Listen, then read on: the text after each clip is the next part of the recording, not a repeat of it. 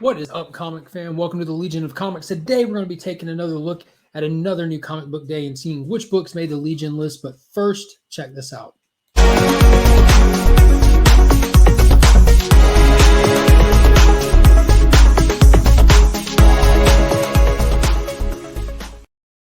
All right, before we dive into it, let's give a big thank you to Big Time Collectibles for sponsoring the channel and the monthly Legion Loot giveaway, as well as Justin Comics. If you need anything cleaned or pressed, hit him up on Instagram. Use that promo code WeAreLegion. You can take advantage of the special offer he's got running right now. It's fantastic. Guy does an amazing job.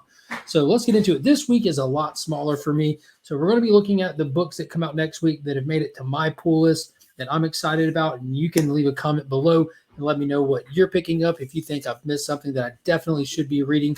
But first up, we've got Flash, issue number 782. So this series has kind of got my attention right now because this is one of the few books that will be heavily tied into the Dark Crisis event. It is the only primary title that will have a tie-in for, I think, the entirety of the series, at least 4 of the issues. But right now we have seen the end of the Eclipso War that happened.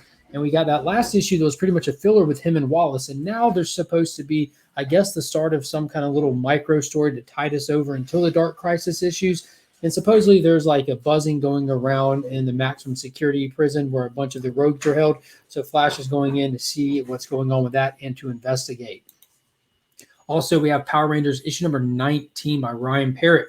And as you see from the cover, we have Andros, one of the fan favorites from the TV show, being brought into the series. This will be his 3rd issue now. He was teased a couple issues back and finally showed up, and now it looks like we're getting him full force here. And we've got the Omega Rangers out and about playing Green Lantern Corps in the cosmos. I'm not necessarily feeling this series. I am excited to be moving over to later seasons of the Power Ranger TV show, but I'm still waiting for that Zeo moment. That was like another big season for me that I really enjoyed reading about or watching as a kid. And I'm still just waiting for it to become a thing in the comics. But I'm more favoring the Mighty Morphin series these days than the Power Ranger series. I'm just kind of over the Omega Rangers. And I did notice there's some kind of icon in the top right corner that says charge to 100. So we're getting ready for the 100th issue for the Boom Studios run, which is definitely exciting. I hope that they go all out for it. So be on the lookout for that if you're a Power Ranger fan. I'm sure there's going to be all kinds of covers and hopefully retailer exclusives to get to look at, and maybe some that'll be worth picking up as well along the way. Next up, we've got Shadow War Zone. So this is a one-shot that ties in with obviously the Shadow War that's going on over at DC Comics. So this has been Joshua Williamson's little cross-title project that's been going on between Batman, Robin, and Deathstroke Inc. And the whole premise of it is Ra's al Ghul gets killed and Deathstroke takes the rap for it, and Batman, Damian, and the whole team have been after Deathstroke to see what's up with what. Talia al Ghul is blaming him and sending her henchmen out to kill him.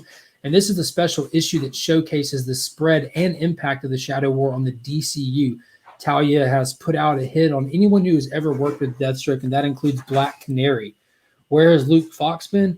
Talia is sick of watching from the sidelines and joins the battle herself, also featuring a new villain, Angel Breaker, and we get to see what her connection is to Ghostmaker. So I don't know who this new villain is going to be, if it's going to be a long-standing character or how they'll play it in there, but definitely excited for it. This has been a fun event, and it hasn't been too over the top. It's kind of been straightforward, just self-contained inside the pages of these few issues.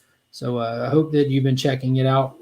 And next up, we have Nightwing, issue number 92. So this is another one that's been really fun. This is one that I'm never too excited about to get here, but I never regret reading it. It's definitely well done. It just gets to the point where I wonder, how much does this really matter? And we have Nightwing's sister, or Dick Grayson's sister, is the mayor of Bloodhaven.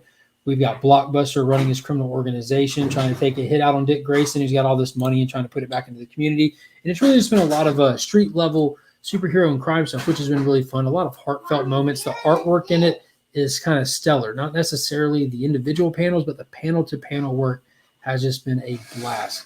But nowhere near as amazing as this next one, which is World's Finest, issue number 3 from Mark Waid and Dan Moore. This has easily become one of the most impressive and favorite books to read every month when it drops. This is top-tier comic making right here, just plain and simple. So we have Batman and Superman working a case with Robin and Supergirl, who have had to time travel to go like get to the bottom of it, and we're getting introduced to this dark entity that's kind of behind it. We've had the Doom Patrol in the past 2 issues have to come in and help out with everything, and it's just been really fun. So it's looking like this this might be like a constant rotation of guest characters and spotlight characters and everything. The artwork is definitely something to write home about. It is amazing. And Mark Waid is writing these characters phenomenally. The way that they interact and move through this world is just a blast. I can't speak highly enough about it. And believe it or not, that is the entire pull list for me this week.